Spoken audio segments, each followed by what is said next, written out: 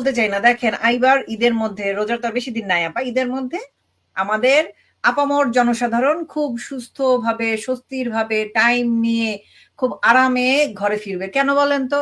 কারণ মাত্র 15 দিনের প্রধানমন্ত্রীত্বে আমাদের তারেক ভাইয়া এত এত সব রাস্তা করছে, এত এত এলিভেটেড এক্সপ্রেস করছে, ফ্লাইওভার করছে, ওভারপাস করছে, পদ্মা সেতু করে ফেলছে।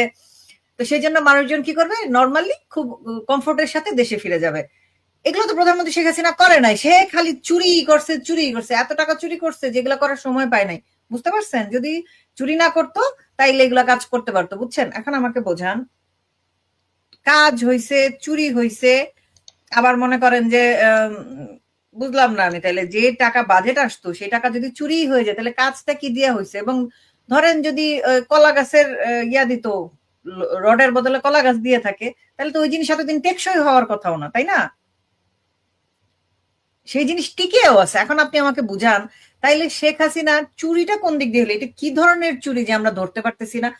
মানে বিশ্ব সংসার তন্ন তন্ন করেও আমাদের প্রিয় পবিত্র নুনুস এখন পর্যন্ত, যাওয়ার আগ পর্যন্ত কোনো প্রমাণ দিয়ে যাইতে পারে নাই শেখ হাসিনা বা তার লোকজনের, তার সরকারের কে কত টাকা কোথায় মারিং কাটিং করছে। দিতে পারছে আপা? আমার চোখে পড়ে না এরকম কোন প্রমাণ যে তারা দেখাইতে পারছে যে এই কারণে ওরা কোনো উন্নয়ন করতে পারে নাই। শেখ হাসিনা সরকার এত টাকা মারছে আপা, তারপরে মনে করেন দেশে কিন্তু কারেন্ট টারেন্ট ছিল। এখন এরা এসে বলতেছে দেশে টাকাও নাই, আমরা কারেন্টের ওই যে গ্যাস কয়লার বিল দিতে পারবো না, তো কারেন্টও পারবো না। আজকে আমি আরেকটা নিউজ দেখলাম, সেটা হচ্ছে কাফকোতে আর আরেকটা কোন সার কোম্পানি আছে, দুটোর প্রোডাকশন বন্ধ হয়ে গেছে, কারণ হচ্ছে গ্যাস নাই। Can you imagine?